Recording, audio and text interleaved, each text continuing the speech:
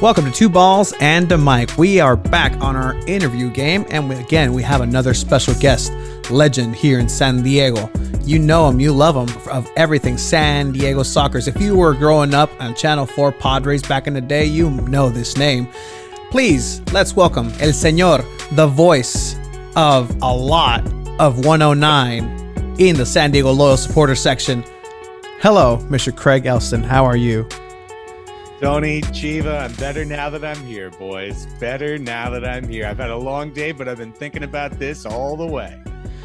Really appreciate it, as we are excited because, again, Mr. Craig over here is, an incredibly important part of everything that happens in San Diego soccer and in San Diego sports in general. Again, yeah. I am incredibly peanut butter and jealous about his fantastic Twitter handle. Twitch is on my mind. We'll get that out in a bit as to why that is. But how are you doing, Craig? I mean, we spoke to you a couple months back. Still think mid-pandemic, technically still in the pandemic, yeah. But things are a little bit different now. An extra star on the San Diego Sockers front. Yes, sir. Sure. How are things gearing up for this last year? And we'll talk a little bit about how exciting that last year Newman Cup championship went down. But how are things moving along for this season? So season openers December 11th, and as we record this on December 2nd, just 9 days away. Home opener December 19th, 17 days away. And I have found in my years in team sports that, and especially since I've been the chief marketing officer for the Sockers for the last 4 years, that at this time of the year, it's the feeling of like being in a horror movie where the floor starts to tilt, or like in a fun house, and all of a sudden all the furniture is sliding toward you and you're like, what the hell is going on? And that's what it feels like right now, because you do all these things, you make these plans, you say, oh, that's a good idea. That'd be great. Hey, well, what if we do this? Well, what about that? And then it comes down to, well, now there's 3 weeks, now there's 2 weeks to go. Now there's a week to go. Now there's a day to go. How about all the other things you need to do? And so it really is this feeling where you kind of feel like you're scrambling. You're scrambling to just keep your balance. And I was just talking to our dear friend Jerry Jimenez, who sends his regards. Shout out, Jerry. He would appreciate an invite as well. Hey, Chilo FC is gonna get a representation here in a bit. Absolutely. So he and I are working together at Sockers. He was working on social media stuff for us tonight and graphics and stuff. And we're like, dang, it's hard. It sucks to be on your laptop late, but you know what? Doing all this stuff is really a lot of fun. And this is why you do it. It's because it's fun. You love it. And for me, at least personally, and I think for people who work for the Sockers, you kind of have a feeling of almost like the watchers on the wall. That might sound weird, but like you're respecting a tradition and you're protecting it. This is like the most special tradition of winning in the history of the city of San Diego. And some still don't know about it. Some knew and forgot. Others are yet to remember. And I think it's so exciting to work for a team where you understand that you can help keep that flame alive and hopefully make it brighter. So I mean, tell me, man, that's like, I was talking to Tony about this. San Diego Sockers is a winning team from San Diego, where San Diego is kind of known to have a curse in sports when it comes to winning. Sorry, Padres fans. Yeah, that's right. You're a Dodger fan. So. But tell people that haven't gone into the Sockers yet, that are huge San Diego fans for anything, what is it like working for a team that's known for winning? It's everything you dream of, to be honest, Chiva, because, it's how you think from the outside that you would treat it if you were in pro sports, where you'd say, if we didn't win the championship this year, we had a bad year. It just wasn't a good year. And I've been around plenty of sports, plenty of different leagues, teams in different situations, teams in San Diego in different situations. And the Sockers are a team that is like a vanguard for the sport of indoor soccer. And winning is an expectation. Excellence is an expectation. In 2018-19, we went 23-1 and then won our first 2 playoff games and lost a single game elimination in sudden death overtime. Bad year. 28-2. Bad or 26-2. Bad year. Yeah. Bad year. Wasn't a good year. Wasn't what we expected. Last year, soccer's in this weird 7-team COVID influenced, no home game, crazy nut of a season. Go 4-6 in the regular season, win the championship. Great year. That's right. Outstanding year. So it's really about that cup. It's about what can you do to get that cup. It's what can you do to be a leader in the league, on and off the floor, in the front office, and on the team, and through the players and the coaching staff. And it's amazing. That's all you dream about. And look, we're smaller than everybody in town. I've got a smaller budget than every other team in town, with maybe one exception, that calls themselves professional. Yeah. And I'm thinking of you, Strike Force. Hope you come out strong. Let's go in indoor football this year. But short of that, people are bringing, from cannons to rifles, and I've got like that kid's pop gun that shot the cork, and that's what I've got to aim at the audience of San Diego. But when you love doing this and you realize that you're, like I said, you're protecting something exciting, and that you have a chance to win, like I will receive it in a couple weeks, my 5th different championship ring with this organization. I'm gonna have a fistful of championship rings, and that's pretty awesome, man. Like, I get to keep those even if I leave the team. No, that's great. And again, that's a tradition that goes deep here in San Diego. I mean, I had the fortune, and again, in this venture that we're going through in our quest for as many press passes as we possibly can, San Diego Sockers were actually one of the local sports teams that hooked it up and made it happen for me to be able to go watch them live in Ontario last year as they beat the Fury in a 2-game series. I grew up in indoor soccer. Like, that's where I learned the sport, up in Mexico and TJ and Furati. Like, that's where I grew up. And let me tell you, like, first of all, I think it's harder than outdoor. Hands down. Absolutely. It's a lot faster. It's a lot faster. It's close quarters. There's no stopping. You need extreme conditioning. You need to learn how to use the walls. You need to learn how to use angles, walls. If you're the goalkeeper, keep in mind of the 3 lines rule. And if that's why I have a cannon for an arm. You can ask Landon. It's not that easy to go from outdoors to indoors. And he himself will tell you that it's one of those things that people take it for granted. And I don't think people understand how difficult, not necessarily the sport of soccer is, but indoor soccer particularly. Like, it's night and day, and it's so fast paced, so violent in a sense. People get smacked against the walls. Those walls don't tickle, and it's fantastic. And like I said, last year I was able to see this in person and see him live after a season where there was a pause.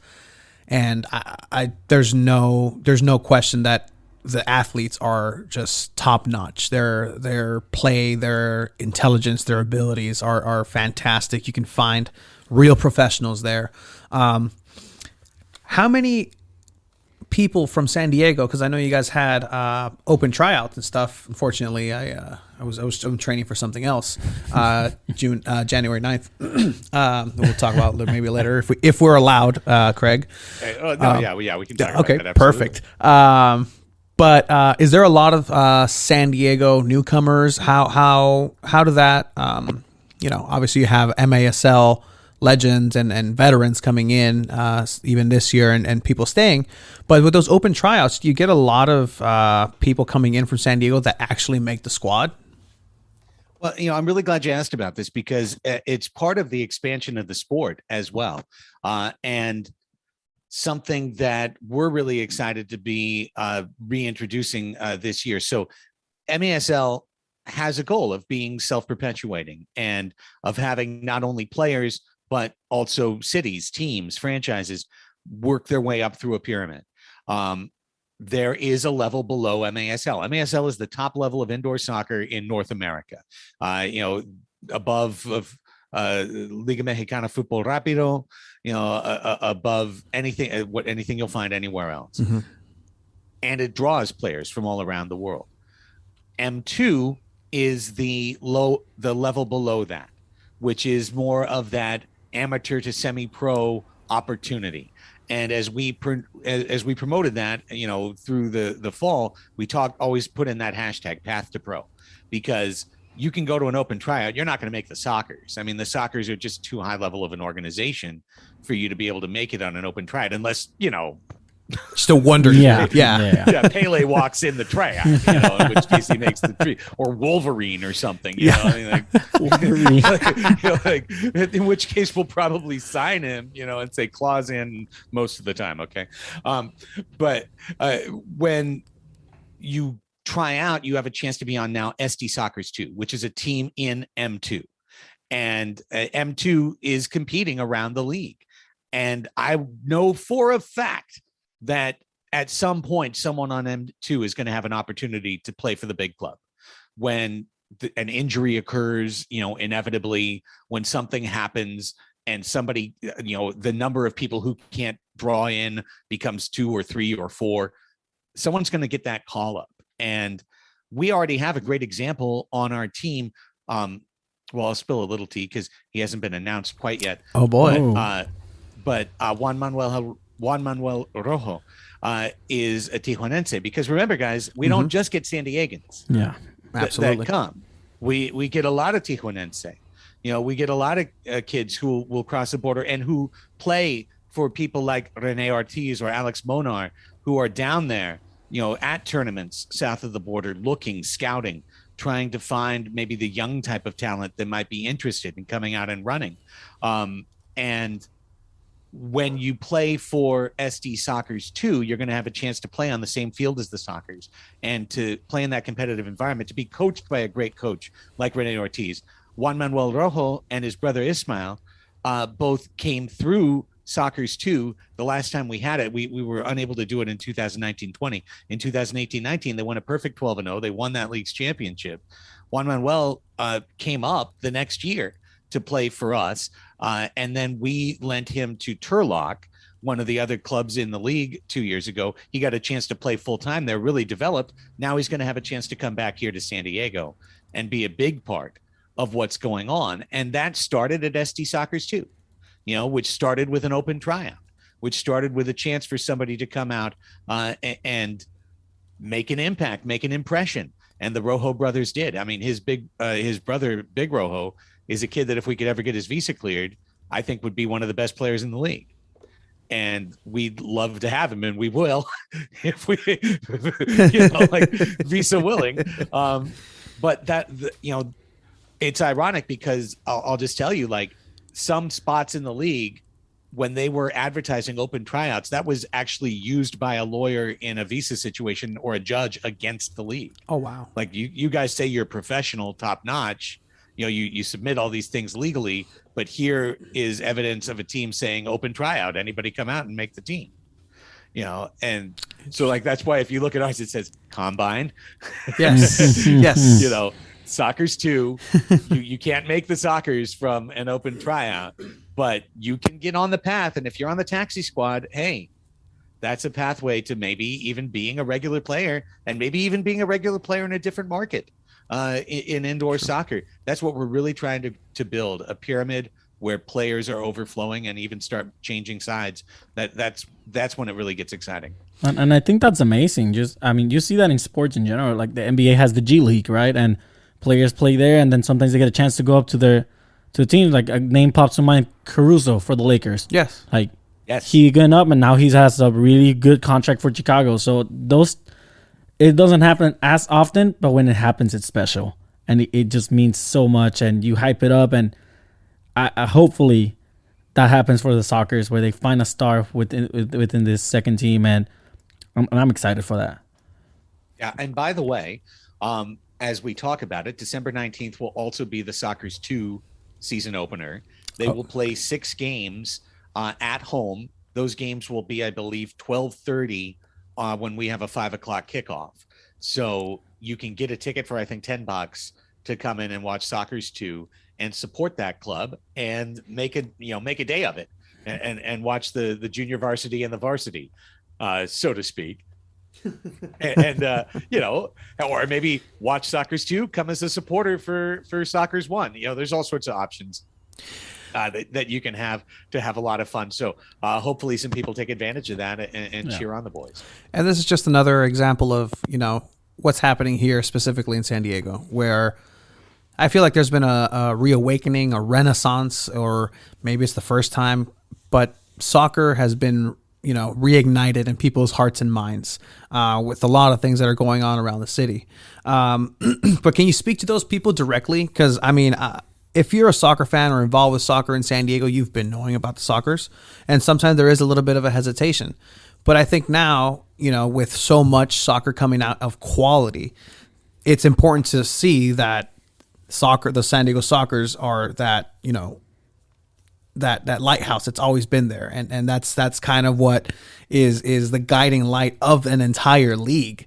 Can you speak to those people who have rediscovered soccer to be like, hey, come on down? And what would you say to them to not necessarily convince them, but, give them a little bit of a push, like, hey, canijos, encourage them. Come on, let's go. This is San Diego soccer just as much as anything else going on in the city. First off, I'd like to say that you just made a great part of the pitch, which is that soccer is soccer. Now, sometimes I make that comparison, and I don't know if for this audience this works. But like in poker, people say poker. Oh, well, that's Texas Hold'em. No, Texas Hold'em is a style of poker. But you could also play Omaha, or you could play stud.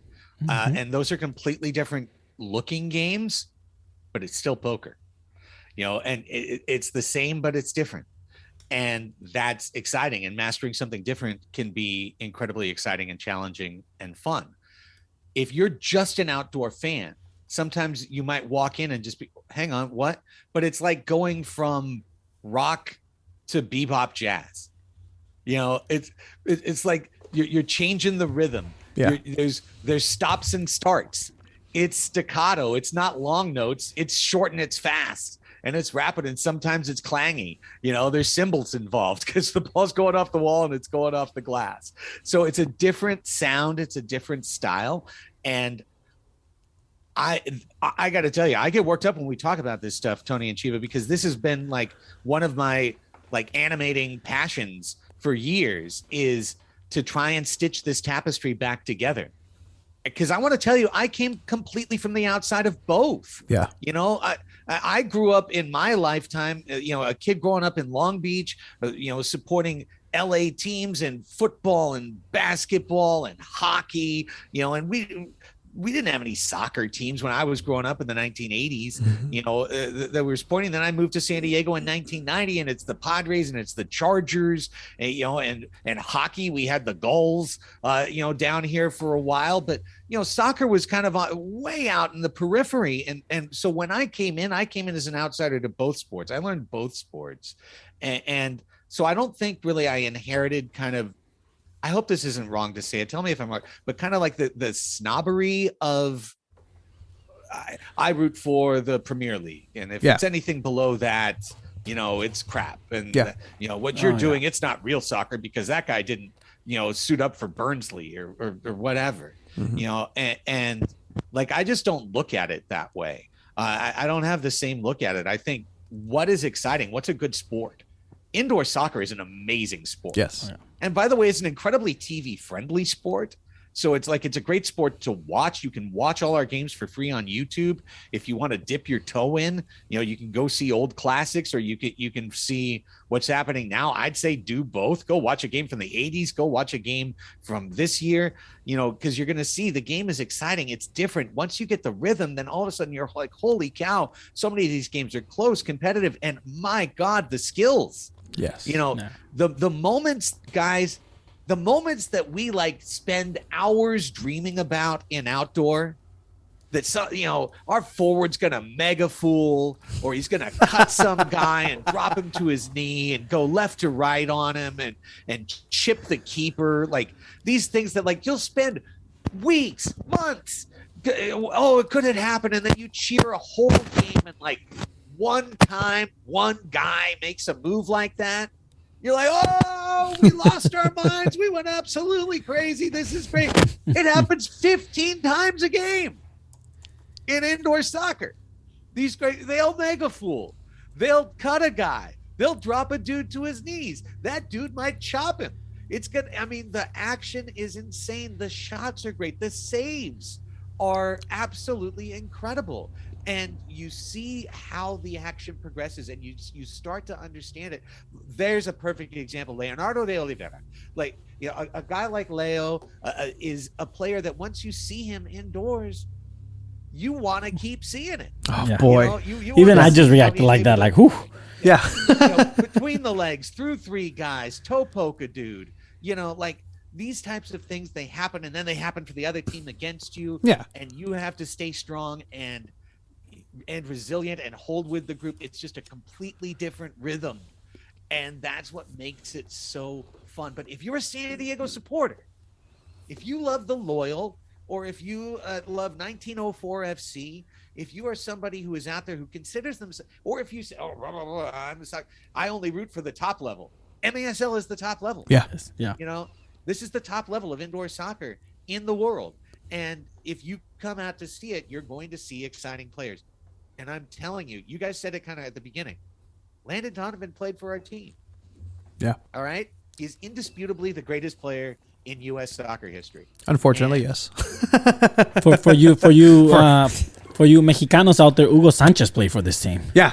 Yeah. So, That is correct. History and is there. and any person, if you're listening this and or watching, and you played in the Water Tower, our beloved Water Tower, Rest in peace. then you should definitely go out and check out a game, because you know how fun it is to play indoor, and it's even fun watching the top players in the country playing it. Yeah. So, I mean, I'm really proud of what the level the league's gotten to, guys.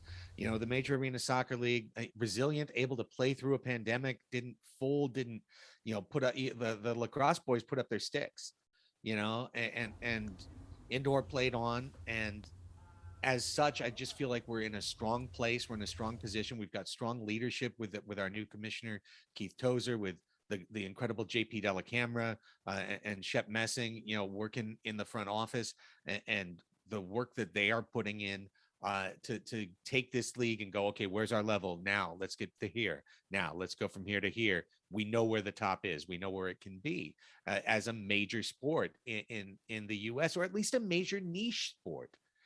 In the U.S., for God's sakes, cornhole is on ESPN2 like 3 times a year. Yes. You Yes, it know? is. So, but I want to get back to, you know, Landon, when he came out to Yes. play for us, he was good. You know, I mean, you can he's say it. good. You can say it. Couldn't defend. We couldn't put him on the floor at the end of a game. It was impossible, because defending an indoor is so hard and so different yes. from anything any outdoor player Yes. ever trains to do, that it's a difference maker and a differentiator. I won't say the name. We had a player that would have knocked everyone's socks off if he was on our team, come out to try and be on our team this year and train in training camp to be on our team. And one of the reasons, not the whole reason, I'm not trying to disparage the guy in any way, but one of the reasons it doesn't work out is because it's not a direct translation. It's Yes. not, oh, you did this outdoors, so now you're going to come over and do this indoors. It's you did that outdoors, and if we're lucky, we can play you indoors where you're not going to give up a goal every other time you're on you're on, because the other team knows how to take advantage of you, you know, and knows how to slip a ball off the wall past you, or knows how to use the backdoor front door trick, you know, to gain 15 feet on you in a split second, and you didn't even realize it. You thought you were chasing your man just rematerialized. It's a different man. He's 15 feet away. Yes. And the ball is on his foot now. You know, you're screwed, man. You know, and these types of things happen all the time, and it makes it where, like, oh, you want to look your nose down outdoor to indoor? That's fine. You want to say, oh, those indoor guys couldn't play on the outdoor team? A lot of them did. You know, maybe they don't have the legs to run 90 the way that the kids do, but they've probably got more skill with the ball than the kid that can run 90 does. And that skill level also, it's beautiful. It ages gracefully. So you see players that play into their late 30s or even their early 40s sometimes in indoor. It's not a sign of a weak sport. It's because those futsal type skills and being able to do it for 90 seconds at a time on a shift maybe you take a shift every 3 instead of every 2 when you're older, but you can still get like it's those things which allows a player to stick around longer and become even more of a fan favorite and a stat accumulator and a championship accumulator. A guy like Craig Giles, Brian Farber on our team right now. And so that's one of the things, again, that I appeal is a net positive and a benefit of being a fan and a supporter of indoor soccer. And actually, as you're saying, mentioned Craig Giles. Like, I saw Craig Giles play live in that Ontario Fury series for the championship, and it's like I said, it's just an appreciation, not just because I know the sport and I've seen the sport and played the sport, but like even as an outsider, if you just see this guy do what he does, and honestly, like, we all have this. We see the guy and they're like, I don't know if this guy's going to be able to keep up. And then you see what he does, and then he's so smart with the way he places himself, the way he plays the ball, his touch, his skill, and it's just amazing what he does. When we went to play at Barcata a while ago, that the goalkeeper, what's his name? He showed up to Barcata to play. Yes. He was destroying everyone, and he was a goalkeeper. He was destroying everyone. I destroy people. Can you do that? People. I destroy people. We'll see Saturday. Not as good, but but no, like it's a testament again to the skill level of all these players, and it's a treat to be able to see them play live, and that's what I'll say, because again, a lot of these players see, oh wow, we get to see so and so play live, we want to see this. Like, these players you want to see live, like it's beyond comprehension. Like, so you think I can just hop in there, and I think I can hop in there, but no, like honestly, you just can't. You cannot compete. And they will kick anybody who is an outsider's ass if this is their area. Like, you're gonna throw them in water. Like, yeah, go ahead and throw a lion in the ocean. A shark is gonna get them. And I know it could be hard for people to maybe make the trip up and watch the game, but I mean, I guess it was made official, right, that the Soccers are moving on to a different platform for streaming. Okay, well, let's be clear. Because let's talk about this. Yes. I'm so excited about it. The league, the MASL, and our games broadcast on YouTube on the MASL TV channel. Last season, the season that we won, because it was COVID and there was all road games and whatever, the league decided to put it on a Facebook pay-per-view. The paywall, paywall. Hated that choice. Told the league I hated that choice, telling you I hated that choice. I'll tell this wall I hated that choice. I really hated that choice. They're back on YouTube. Everyone's got YouTube. You can watch YouTube on your Roku. You can watch YouTube on your big screen TV. It's a ubiquitous streaming platform worldwide. So the audiences are bigger, the platform is better, the streaming is better. It's a way better user interface, and every game is instantly archived and available for you to go back and watch again. So you can go to the game and then go back and watch what you wanted to see later. So we'll be on YouTube for all of our broadcasts. We control the home broadcasts. So, when the Soccers are home, myself, Nate Abarea, Melissa May, we will be handling the game broadcast, and really proud to bring that to you with TVX video. And on the road, it's the other clubs. But the Soccers are a content churning out machine, as you guys know, with the Soccers Overtime podcast, and with our Instagram and Twitter and and Facebook and whatnot. And now we have launched a Twitch channel, but we'll really officially launch it on Tuesday next week at 5:00. When Jerry Jimenez and I will host Soccers Overtime Live. And we'll start doing Soccers Overtime, our regular weekly Soccers podcast, live on Twitch, Tuesdays at 5:00, with the intent of doing a lot more things on Twitch as we go forward, and utilizing the interactivity of the platform, how it's such a great place for live streaming, for making something live happen. I think there is a chance, knock on wood, that the league is going to get bigger into Twitch and start to be using Twitch a lot more as well. But we want to get out there in front as well. I know we have intent to do some things like, for example, road post-game shows on Twitch, where we can get to the players, and talk to them and bring them from the road venue and put them in so that fans can interact after the game. Really looking forward to really exploring those opportunities deeper, Jerry and myself, as we go forward. But we're dipping our toe in the water by doing the thing we know we can do right, probably, which is just do our podcast, you know, and do that and have some laughs and you know, talk to some guys and get ready for the season opener, because the season opener is next Saturday, the 11th, up in Tacoma against Nick Pereira and the Tacoma Stars. Absolutely can't wait. And that's one of the things too, is that you get to hear, like you mentioned, Craig's voice on there as and on commentary, that narrador. It's fantastic as an appreciator now, because again, we've started to do our faux broadcasting for UPSL here for San Diego Internacional. It's not an easy task, Craig. Like it is tough to, you know, just to paint that mental picture, to be excited, to just to detail. keep up with the game. Imagine an indoor game, how fast it is. It is fast, and Craig is definitely one of the best at it. Have you been polishing up on that Spanish for a possible Spanish broadcast narration? If not, aquí estamos, Craig, para usted. Lo que necesite, si necesita un comentario, narradores en español, aquí estamos para los San Diego Sockers. Hey, te agradezco, amigo. This is I actually might have some use for you, man. Let's talk about this. Muy bien. Let's talk about this down the road.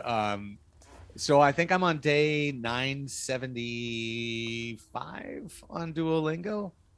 Does it work? I mean, clearly it does. Yeah, it does. It clearly does. It kind of works.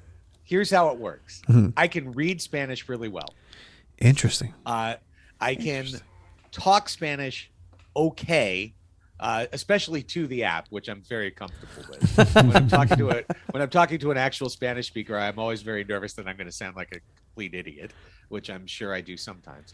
Listening is where it's so hard, because on Duolingo, you know, they will enunciate every word, you know, and Sí, pero cree que estás en San Diego, si hablas con alguien aquí en San Diego te hablan así, y no, ¿qué pasó? A veces la gente que habla el español tampoco te entiende y pues que te quedas, ¿qué pedo? ¿Qué está diciendo? Yeah, no, definitely. Get yeah, that. I mean, I heard a C, I heard Mira, ¿qué pasó? I think I heard a perro in there. I think it was a butt, not a dog. You know, I mean, so, you know, as I say to the players, claramente, lentamente, háblame como niño. It's like the same, lento pero seguro. Lento, pero contento. Yeah. Slow, but happy. I actually was doing that because we had our photo day, and I had guys there that were translating, especially early, to make sure I couldn't remember the best way to say who's the best dressed. El mejor vestido, right? Sí. Sí, mejor vestido. Sí, mejor vestido del equipo. Sí.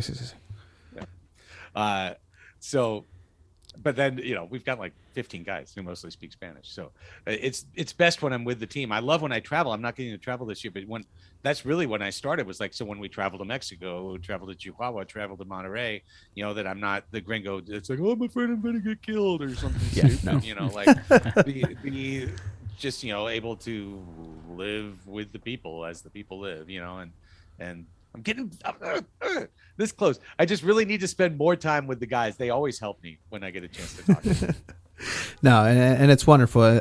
A wonderful collection of individuals and culture, and again, you know, mentioning, because now you have to, when and it's not even like we have to, but it's good that we can mention other institutions here in San Diego that do have soccer and strive for that diversity, where San Diego Soccer has that built in, and it has had it built in forever, and it's institutional diversity at this point, and that's something wonderful, because there's so many teams now, and not just here in San Diego, but just, I think soccer in general in the States is growing, unfortunately. But that's a main focus of a lot of these teams is not just corporate, hey, let's have, you know, Mexican Independence Night or Cinco de Mayo or this and that. Like, no, they're actually doing intentional activities and doing deliberate acts to be inclusive and be diverse. This is already here. San Diego Soccer has been diverse, has been opening up its doors for anybody who wants to come in, regardless of background. There's people who, you know, I know for a fact there's players who don't speak any English, correct? and have been, Absolutely. and a lot of them. And so again, that's a testament to the communication skills, the skills it takes to be on the field, and it's something wonderful. And can you get this from watching a soccer game? Absolutely, but I think you get it even better if you show up and you see it live. agree. There's nothing like watching it live. Oh, it's because then you realize how the angles are at play, especially if you're someone who's ever played. And then you start to go, oh, well, I would have, oh, shit. Like, you start to, oh, they could put the ball over there. They could do that. Like, oh, no, how am I going to do this? I'm going to get turned every single time, I'm out there. I'm going to be spinning around like a turnstile. And it's true. There's something to it, to being live. We really try to create a great atmosphere at Soccer's. And by the way, as maybe a point of transition, we really have tried for a long time and try and continue to make supporter culture a big part of what makes the game day environment at San Diego Soccer's. We are innately jealous of having the locals out and loud and proud, and Chavos and Rainbow Loyals. And Craig Elsten, who is his own institution at that place. Oh yeah, absolutely. and I can't be announcing and supporting at the same time. I'm supporting as an announcer. It's a little different. I'm doing what I can, but and hey, look, I also, I'm not trying to because we've had supporter culture and Daryl Biggs, Lucas Oliveira, incredible guys. The deep end, they've gone for a long time. They've decided there'll be which all supporters groups are, independent, and through with Jerry, we're trying to encourage really stitching this outdoor to indoor supporter culture together. As I said before, it's not exactly the same, and sometimes that's a hang up for folks again who come from outdoor supporter culture. I'm used to we sing for 90, and that's that.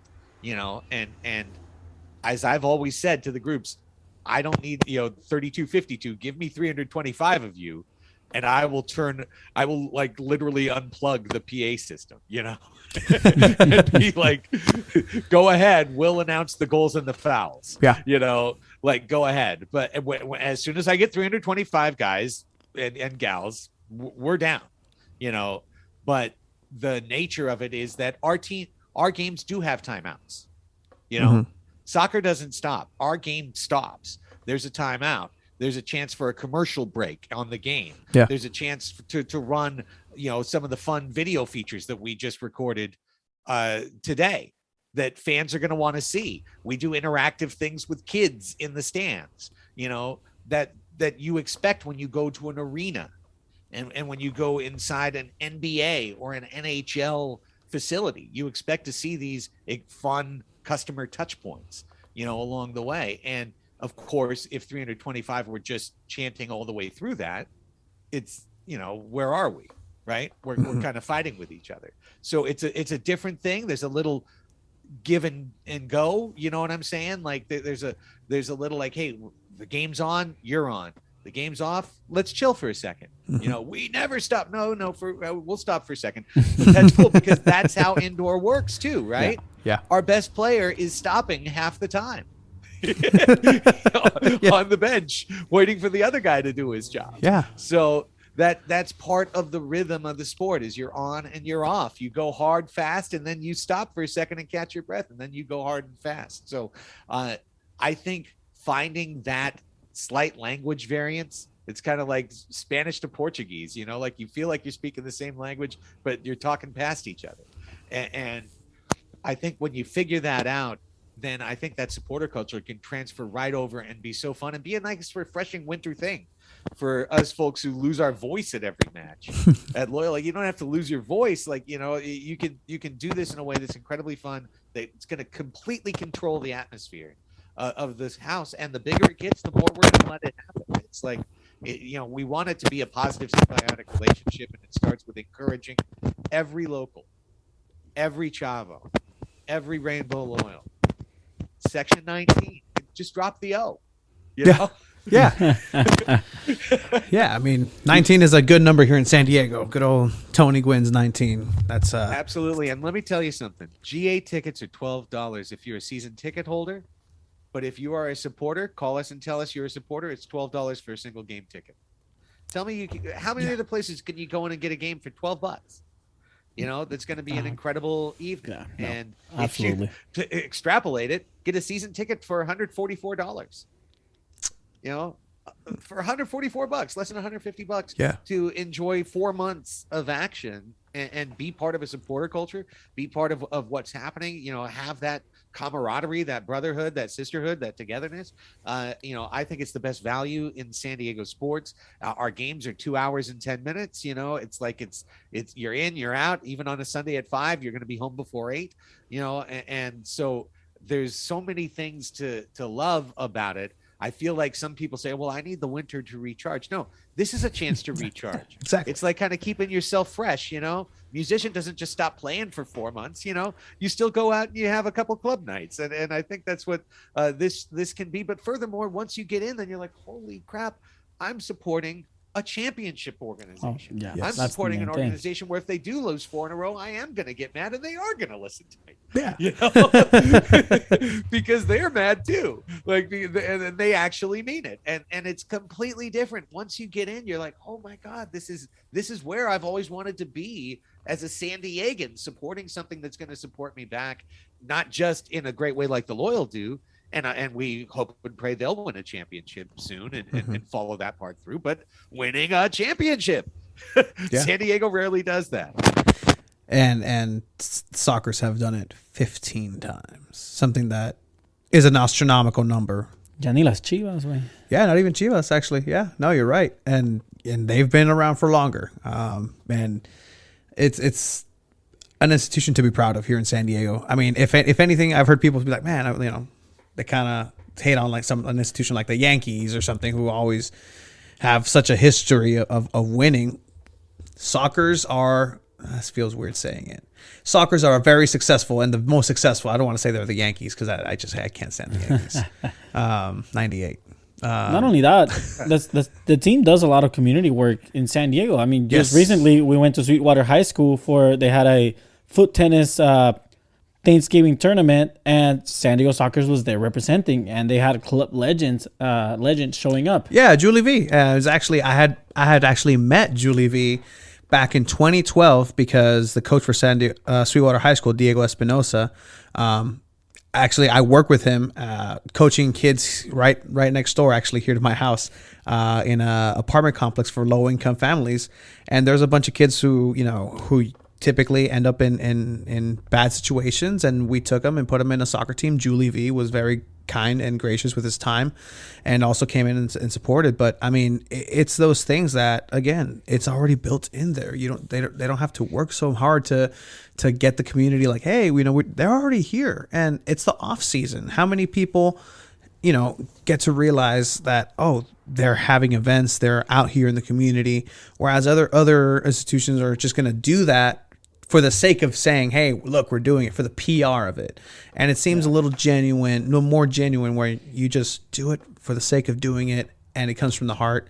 And, I've spoken to John a couple of times out there, and, it's great being able to see you guys represent out in the community. And the kids really, really enjoyed it over at the high school. Well, I appreciate that, and I appreciate you bringing up John Green, because he does a great job. I think we really created that community position for him, and because we knew what a great job he'd do with it. And he's been incredible.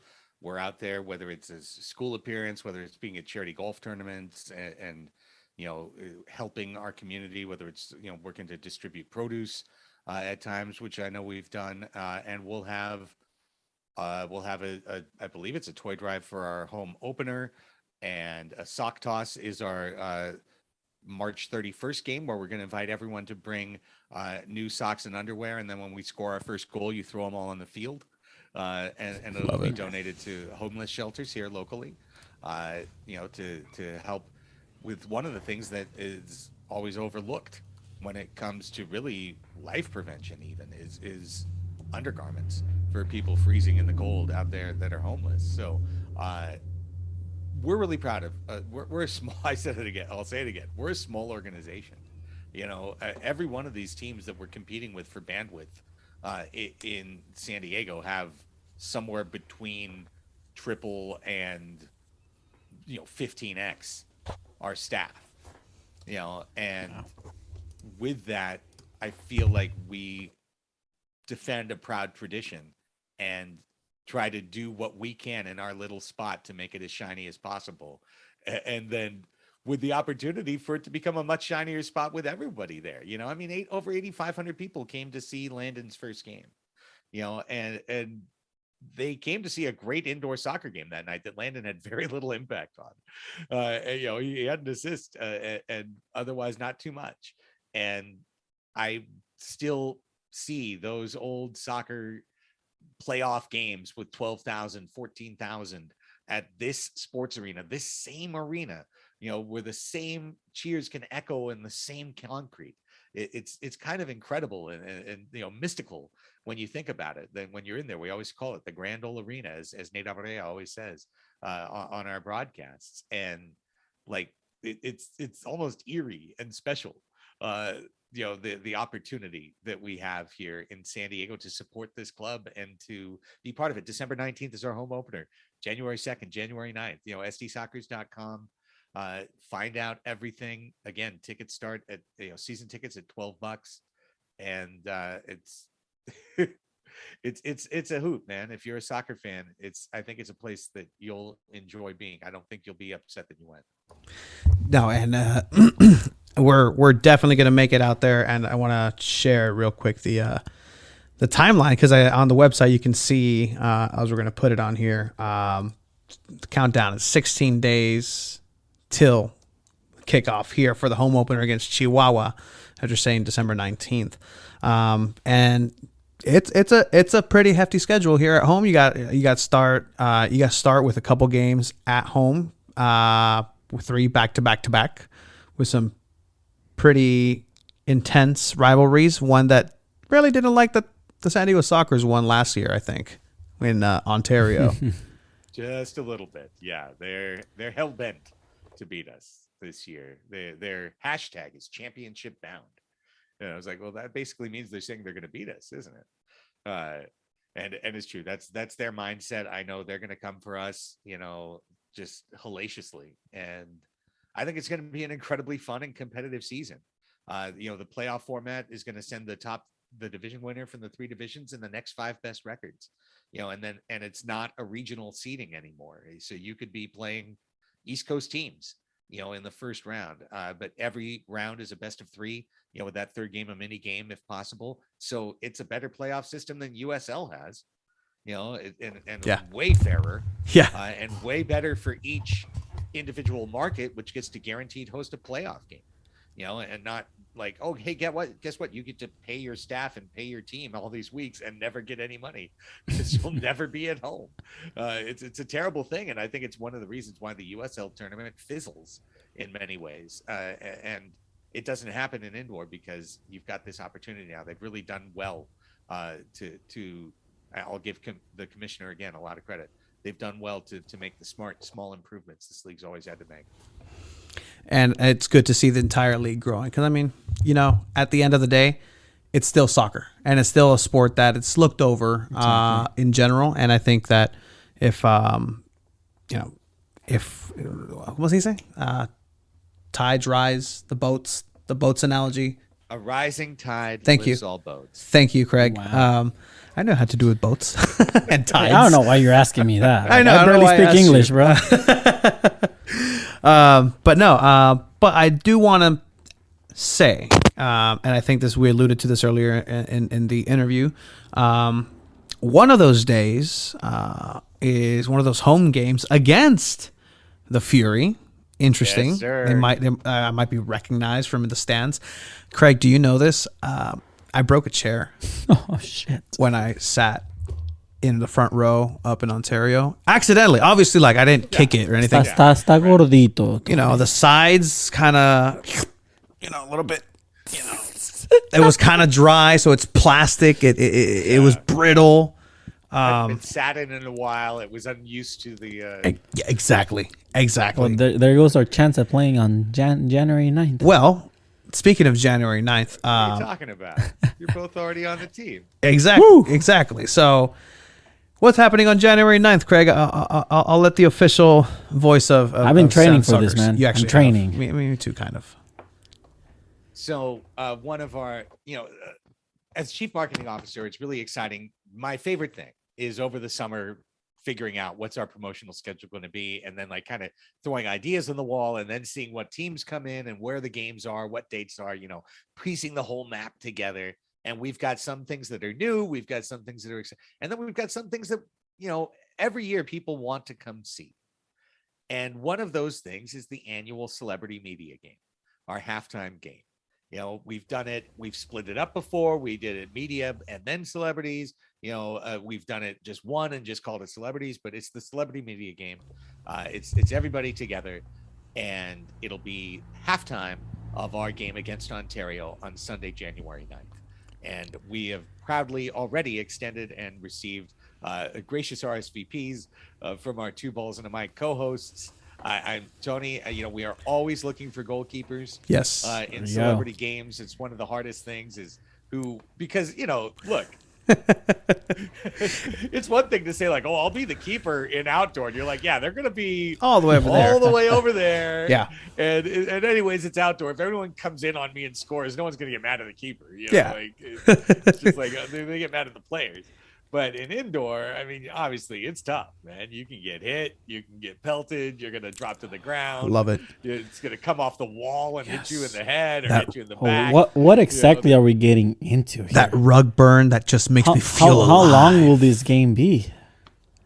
Like 8 or 10 minutes, depending how long we have. Yeah, we'll probably petition for the 10. We have to ask the league for an extension to do the 10, but we'll probably do that. It's my time to shine. I've been waiting for this moment. So are we, I mean, this is a hot debate. Are we celebrities or media? We're media, right? We're both. No, we're media. I don't know. I saw the soccer share a story and said something about a celebrity. So that was me. That was you. That was me. So I'll be media. I'll be media. That's fine. Do we have to be on the same team, Craig? No, I mean, that's up to you. Hell yeah, I'm scoring on you. I'm going to celebrate like Ronaldo. That's settled then. You're definitely not on the same team. Yeah, this is going to be a much better video, a much better podcast. I think if you guys are going head to head. Oh, yeah. Oh, yeah. I want to go one-on-one on you. It's all good. Hey, but we can't have, there's only one ball allowed on the field, so you can't be on the field. Well, I mean, Ira, papi. I didn't break a chair. Oh, that's fucked up. That's not one of our chairs, man. As far as I'm concerned, you're doing the Lord's work. Oh man, but no, I'm really excited because I mean, hey, I get to play on a professional field. Like 100%. Growing up, again, indoor soccer was my sport. I didn't like outdoor soccer. I still kind of like playing on dirt to that. I would rather play on a hard futsal concrete floor with a goal that it doubles as a basketball hoop in TJ with cracks on the floor and crack on the floor because of the people around in the neighborhood. Yes. That's my thing. Now, having said that, I hope I don't embarrass myself, and I probably will, but it's okay because I still got to do it, and I am humbled by the invitation, and I can't wait. I'm going to be following. I know Nick Hardwick was playing one year, and I believe, and I remember the next day he was like, "Yeah, no, it's no joke. Like that sport is no joke." Ooh, are we allowed to know who's playing, or is that more of an off pod? Let's just stay tuned, guys. Let's stay tuned. There's some folks confirmed. There's some folks on the fence. There's lists being compiled. We have bean counters counting beans. Things are happening. So as it rolls out and we get a little closer, remember with that thing I told you about the whole floor tilting yes. downward? Floor going down, vertical, maybe skating down, Tony Hawk, two Tonys. For handholds to just hang on. So we're working on it assiduously and intend actually by the end of the week to have all the invites out so that everyone has a chance to really come in and play. We're probably looking for maybe 20 folks total. We don't want to have, I don't love it when it looks like kindergarten ball. and Yeah, we'll have no. 30 people out there. But then now, guys, and I'll just like broach the subject with you because you'd be one vote on each team. Last year for the media game, we played 6v6 with subs and had an official soccer's celebrity coach, an alumni player coach to come in and kind of help you guys figure out your rotations and, tell somebody to sub off and sub on. But as you know, 6v6, that's a real game. Yeah. Yeah. That's 100%. a real game. Yeah. You It's a if lot of running. you are worried about getting exposed, 6v6 is the opportunity. Whereas when you play kindergarten style, where we invite 15 celebs on each team and then you play all in, mostly the ball's going to pinball around. Like, Yeah. like there's too many bumpers inside the pinball machine. And every once in a while it pinballs toward the goalkeeper. However, many fewer people will feel exposed and feel scared. So what do you think? Should we play 6v6 with subs or should we go all in? Here's the thing, Craig. I'm the goalkeeper, assuming, hopefully. Goalkeeper stays on the field the whole time. So whatever y'all going to do is fine with me. Do you want to run more than that? Are you going to be able to hold up? Are you going to be enjoying the bench? Because, I ran 3 miles on Tuesday. I think I can do this. You think, though. I think. I think, man. Oh, man. What do you think, Shiva? If I score on you, No, but 6v6 or 15 versus 15. I like the 6v6. Yeah. Yeah. I like that. Because it'll mean more if I score on you like that. Maybe. We just need to get the right coaches. Get you guys all inspired. Yes. Make sure you don't go, 7 men on the field all the time. Well, see, I'm that guy because another card. who's refereeing this? Because he's going to be my He's enemy. gonna hate you. No, absolutely. Because if there's 7 men, hey, siete vatos, hey, stop. That's a blue card. Let's go. They're out for 2 minutes, but the game is 10 minutes. That's a blue card. Let's go. They're out. Down to 5. Let's go. Come on. I didn't think about that. The stoppage for a power play alone kind of screws up our whole time clock. So, yeah, no penalties. Hang on, no ref. What are you talking about? I don't know. I'm taking this serious, Craig. So, gotta. They're gonna make us pay ref fees. Ahora The todos ref saquen fees sus are the ones you $2. pay to make sure you win. That's what I believe. Is Interesting. that how it works? No, No, that's it's not. true. Absolutely not. But all right. Well, let's transition a little bit into from soccer. Is there anything else that we need to know for San Diego Sockers? Obviously, December 19th is the home opener. Check out the San Diego Sockers up in Tacoma on the MASL and the Sockers channel, I believe. Correct? MASL TV, and that's where you'll find the game. It'll be the Tacoma broadcast, but you'll find it on MASL TV. By the way, at the Dana in Mission Bay, the beautiful resort hotel there off Mission Bay, in their big ballroom, we've got a watch party Nice. for that December 11th game at 7:00. So come on out. We're having a supporters summit at 5:30 before the game. So if you're interested in supporting the club and you want to talk to people of like mind and figure out what that looks like, come on out at 5:30. We'll have food and drink around. We'll have staff and whatnot around. So you'll be part of the whole thing, and we'll be together cheering them on for that. Hopefully 1-0. And speaking of cheering on, Craig, you are a maniac in the San Diego Loyal supporter section. Oh yeah. We were there for pretty sure every game except for one, and even at the watch parties, you're an animal, Craig. Where do you get that energy? Like, I don't. It's 100 degrees. It's a sun. You see, just Talk about 90 plus. 90 plus. You see Craig just double fisting some refreshments. He's ready with his sunscreen, with his glasses, handy dandy on there. The bandana never stops. What propelled you to just be that guy?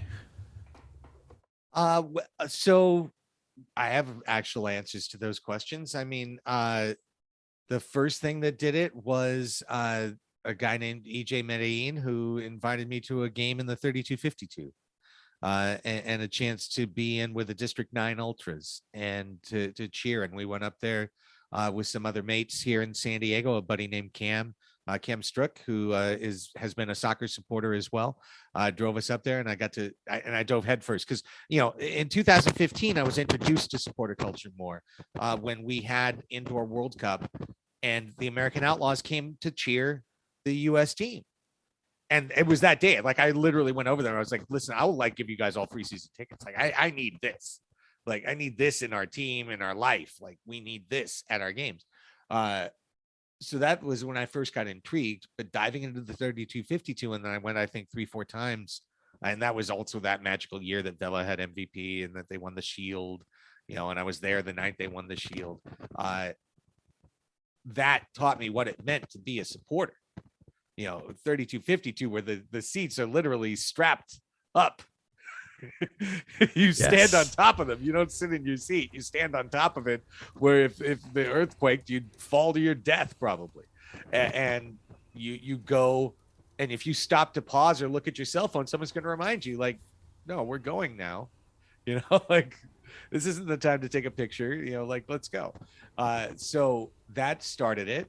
Meeting Jerry continued it, finding Jerry down here in San Diego, and meeting him and becoming friends, working with the Deep End over the years. Like, I've always loved that idea, but then, the locals, there's so many of them are friends of mine, right? And people I've gotten to know over the years in the soccer community that I didn't know as friends, and met them through the soccer community, and they've become friends. And that's a long-winded way of saying that I love it. I love to be there. I love to be a part of it. I think it's important. I get what it means to be a supporter. I get what it means to affect the game as a supporter. Yes. Yeah. I want that for my club. So if I'm asking all the people around me, as I just did earlier on this podcast, to do what I do for my club, I got to do it the right way for this club too, but it's not I'm not doing that out of a sense of loyalty. Here's the God honest truth, guys. I've got a family here at home. I've got a job I travel to every day. There's stressors in modern life. And that is 2 hours of release, man. That's straight catharsis. Yeah. Yes. Is being in locals. It's a chance to, it's screen therapy, it's a chance to let go, but it's truly tribal is what it is. We're together as a tribe. We're singing as a tribe. We are acting together, and to try and make that as good as possible, I just feel organically drawn to. And I think that's why so many times I've almost got my back turned to the game in 109, just to make sure that the energy is going all the way to the top, and then it's kind of like pulsating out to the crowd. And Yeah. when I leave, I'm tired. I'm happy. I sleep well. I may not have a great voice the next day. I never feel like drunk or anything, because we dance that shit off. And besides, no beer after halftime. That's the rule. And it works. Yeah. All water at halftime. By the way, that's the pro tip from me to you. Yeah. 100%. To get through a night. Get through a night as a local. Have fun. Go crazy pregame, whatever. Halftime, switch to water. I hope some games don't The rest of overlap. it out. I hope some of the games don't overlap, because how are you going to do your job for the Sockers if you lose your voice with the locals? That's a problem for future Craig. Well, most of our games are Sundays at 5. Yeah.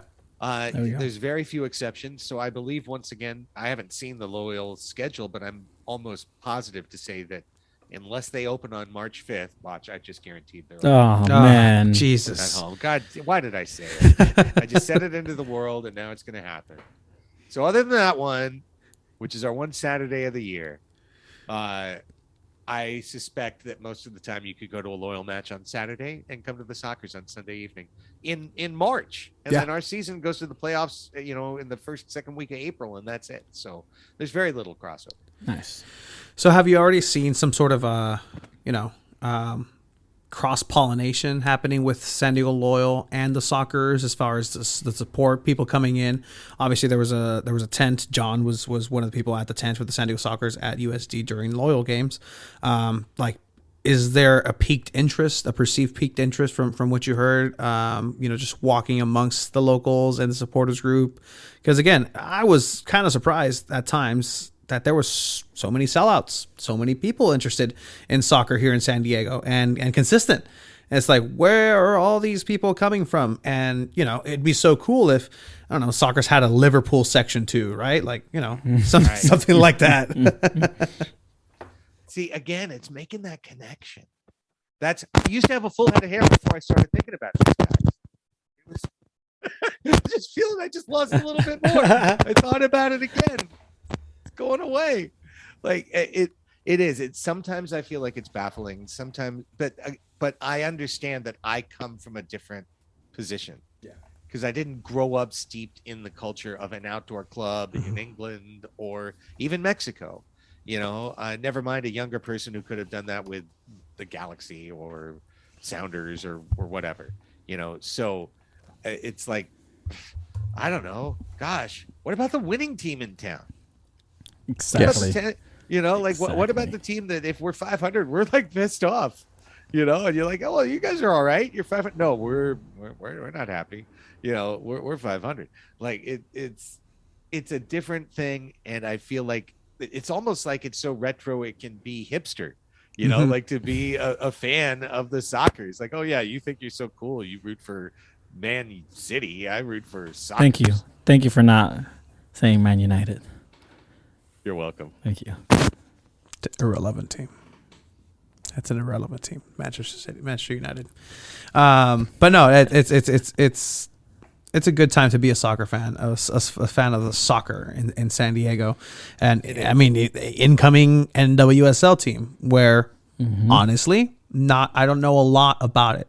Hey, how about a soccer? Is there, I mean, do you know a women's indoor soccer scene? There's, I mean, if you go to the places that you can play, the sports plexes where you can play, you'll see it. Yeah. But professionally, I haven't seen it.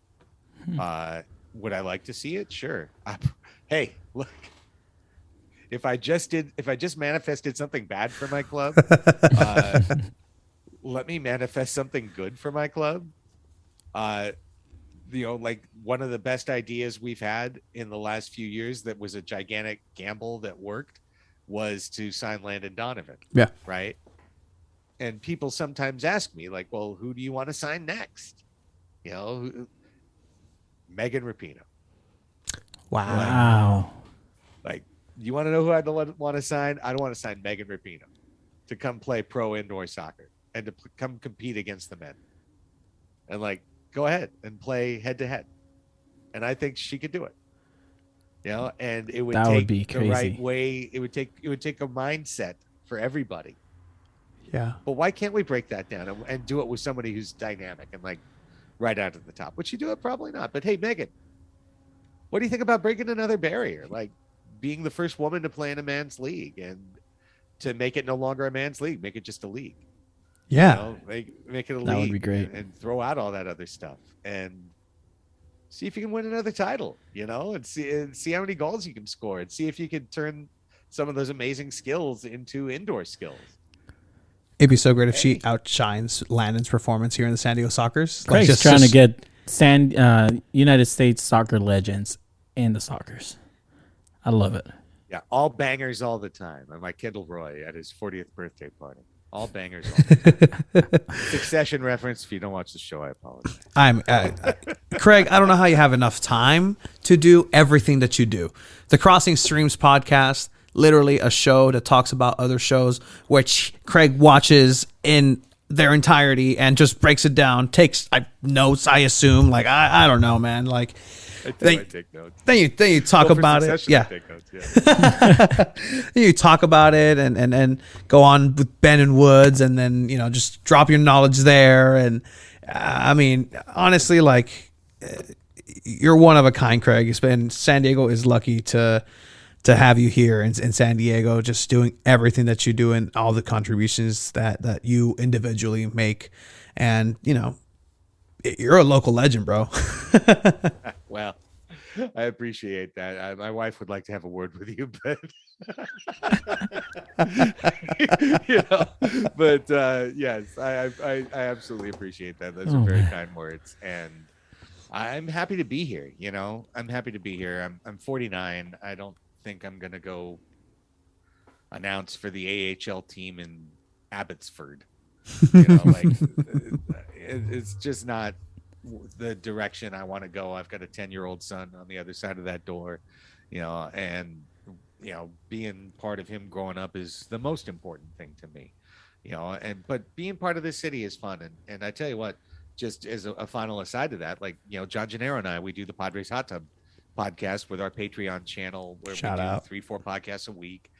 So there's Soccer's Overtime, and there's Crossing Streams, which is right now twice a week, and then there's some guest appearance here and there, and then John and I usually go 3 to 4 times a week, as well with with bonus things for folks for $5 a month. Patreon.com/Padres Hot Tub. Check it out. But like I love it because I worked so many years in radio, where you work for a program director who works for a general manager who works for an overarching company as a cluster manager and all of these things, and it's not about the product, and it's not about the listeners, and it's really not about the community. It's like it's just a different beast, and you could do great stuff, you could do mediocre stuff, and the reward system wasn't equal to the stuff system, if you know what I mean. So what I love about what we're able to do at Padres Hot Tub is this is our community. Yeah. It's not the 97.3 community, and we're latching onto it and saying, please listen to our show over here, or 1090 or 1360. No knock on any of those places. All places, other than 97.3, I've worked before and, enjoyed my time there. But and I'm on 97.3 enough, I feel like I but, but look, what we have is ours. We answer to our community. I don't answer to some jerk who goes, well, I didn't think that last joke was funny, or maybe don't talk about this so much, talk about that. No, we do the show that we want, that our listeners agree is worth contributing to. And if they didn't want to listen to it and contribute to it, they wouldn't. There's no compulsion here. It's all voluntary, and it's all everyone accept. And so as a result of that, like, we've got this freedom to create a great show, and like to just really do a great show, and not be like, well, yeah, that would have been a great show, but do you really want to get called into the GM's office, and and then next week you have to do, hey, tell me the Mount Rushmore of San Diego sports legends. Let's take your calls next. Like, no, come on, like, be true, be authentic to yourself, be rewarded by an audience that actually is just like, yeah, we like what you do. Here, boop, $5 or $12 or $30, like, here you go, like, have it. And we love it. It's a legitimate side hustle now. It's not it's not enough for me to quit my job, but God, if it doubled and doubled again, maybe Down with that. Like, maybe if it doubled and doubled, like, quite probably. Yeah. And those things aren't impossible, because we grew pretty darn well in a year. Yeah. So, it's like, hey, what do you know? So I love that, guys. I appreciate those kind words. I'm here. I'm supporting these teams. I sometimes people say I don't, or I'm too analytical. I'm always trying to be funny and have a good time, and also be, deliver some smart content for people who are looking for it. So thank you. You can follow me at 619 Sports, 619 Sports at Life on Instagram, San Diego Soccer's on Twitter, Instagram, and now Twitch as well. There you go, man. And subscribe to Crossing Streams podcast, Soccer's Overtime podcast. You can listen to Padres Hot Tub for free, or you can drop in, be part of the Patreon community, get in our Discord, be in there talking with us every day for just $5. Patreon.com/Padres Hot Tub. I'm done with my plugs.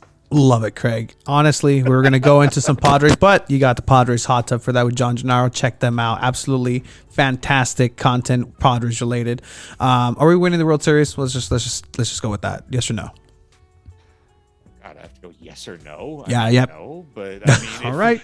Well, my team doesn't. My team doesn't have Corey Seager anymore. I think they're going to be good this year. Yeah, I do. I don't want to jinx anything.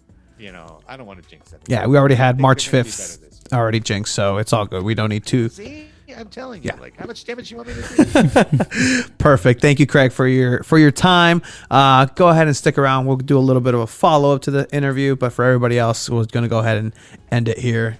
Check it out. Thank you. Thank you. Boom. Boom.